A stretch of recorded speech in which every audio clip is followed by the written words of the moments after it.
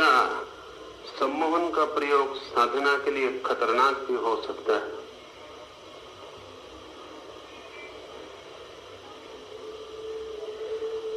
सम्मोहन एक बहुत पुरानी प्रक्रिया है। लाभप्रद भी है, खतरनाक भी। असल में जिस चीज से भी लाभ पहुंच सकता हो उससे खतरा भी हो सकता है। खतरा होता ही उससे है जिससे लाभ हो सकता हो। जिसमें लाभ की शक्ति है उसमें नुकसान की शक्ति भी होती है। तो सम्मोहन कोई होम्योपैथिक दवा नहीं है कि जिससे सिर्फ लाभ ही पहुंचता हो और नुकसान ना होता हो। सम्मोहन के संबंध में बड़ी भ्रांतियां हैं, लेकिन पश्चिम में तो भ्रांतियां टूटती जा रही हैं। पूरब में भ्रांतियों का बहुत जोर है। और आश्चर्य की बात तो यह है कि पूरब ही सम्मोहन का पहला खोजी है, लेकिन हम उसे दूसरा नाम देते थे। हमने उसे योग तंद्रा कहा है। नाम हमारा बढ़िया है, नाम सुनते ही अंतर पड़ जाता है। हिप्नोसिस का मतलब भी तंद्रा है। वो भी ग्रीक शब्द हिप्नोस से बना है, जिसका अर्थ नींद होता है। दो तरह की नींद संभव है। एक तो नींद जब आपका शरीर थक जाता है, रात आप सो जाते, तो वो प्राकृतिक है। दूसरी नींद है जो चेष्टा करके आप में लाई जा सकती है, इंड्यूस्ड स्लीप। योग तंद्रा या सम्मोहन या हिप्नोसिस वही दूसरी तरह की नींद है। रात जब आप सोते हैं तब आपका चेतन मन धीरे धीरे धीरे धीरे शांत हो जाता है और अचेतन मन सक्रिय हो जाता है। आपके मन की गहरी परतों में आप उतर जाते हैं।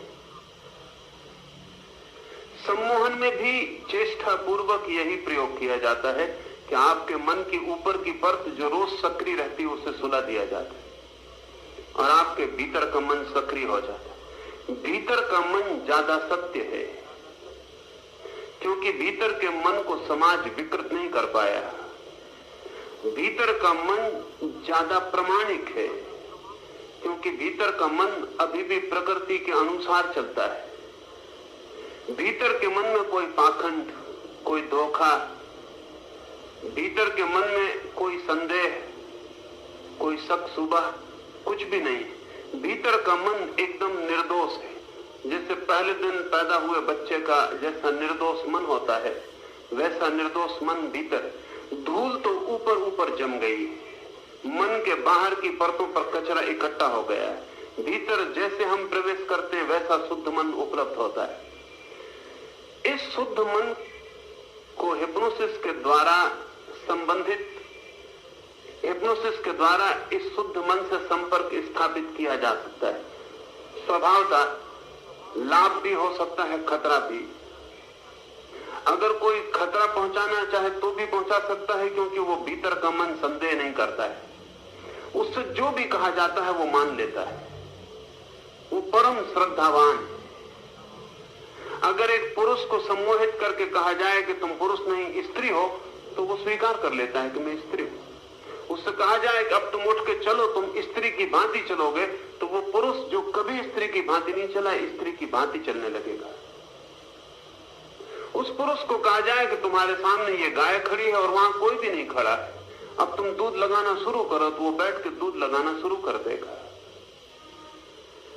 वो जो अचेतन मन है वो परम श्रद्धावान है। उससे जो कहा जाए वो उस पर प्रश्न नहीं उठाता, वो उसे स्वीकार कर लेता है। यही श्रद्धा का अर्थ है। वो ये नहीं कहता कि कहां है गाय, वो ये नहीं कहता कि मैं पुरुष हूं स्त्री नहीं। वो संदेह करना जानता ही नहीं। संदेह तो मन की ऊपर की परत जो तर्क सीख गई है वही करती। इसका लाभ भी हो सकता है, इसका खतरा भी है, क्योंकि उस परम श्रद्धालु मन को कुछ ऐसी बात भी समझाई जा सकती है जो व्यक्ति के अहित में हो, जो उसको नुकसान पहुंचाए। मृत्यु तक घटित हो सकती है। सम्मोहित व्यक्ति को अगर भरोसा दिला दिया जाए कि तुम मर रहे हो, तो वो भरोसा कर लेता है कि मैं मर रहा हूं। 1952 में अमेरिका में एंटी हिप्नोटिक एक्ट बनाया गया। ये पहला कानून है हिप्नोसिस के खिलाफ, दुनिया में कहीं भी बना, क्योंकि 4 लड़के विश्वविद्यालय के एक छात्रावास में सम्मोहन की किताब पढ़ के प्रयोग कर रहे थे, और उन्होंने एक लड़के को, जिसको बेहोश किया था, भरोसा दिला दिया कि तू मर गया है। वो सिर्फ मजाक कर रहे थे, लेकिन वो लड़का सच में ही मर गया। वो हृदय में इतनी गहरी बात पहुंच गई, वहां कोई संदेह नहीं है, मृत्यु हो गई, तो मृत्यु को स्वीकार कर लिया, शरीर और आत्मा का संबंध तत्क्षण छूट गया। तो हिप्नोसिस के खिलाफ एक कानून बनाना पड़ा। अगर मृत्यु तक पे भरोसा हो सकता है, तो फिर किसी भी चीज पे भरोसा हो सकता है। तो सम्मोहन का लाभ भी उठाया जा सकता है। पश्चिम में बहुत बड़ा सम्मोहक था कुएं ने लाखों मरीजों को ठीक किया सिर्फ सम्मोहन के द्वारा। अब तक दुनिया का कोई चिकित्सक किसी भी चिकित्सा पद्धति से इतने मरीज ठीक नहीं कर सका है जितना कुएं ने सिर्फ सम्मोहन से किया।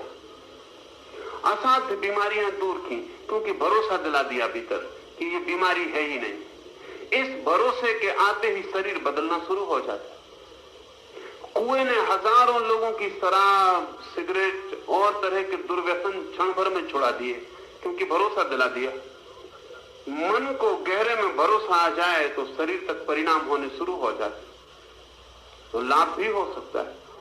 अगर आपको ध्यान नहीं लगता है, सम्मोहन में अगर आपको सुझाव दे दिया जाए, दूसरे दिन से ही आपका ध्यान लगना गहरा हो जाएगा।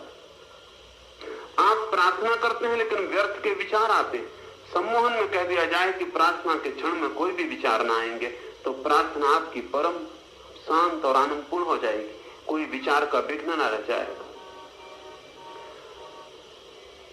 आपकी साधना में सहयोग पहुंचाया जा सकता है।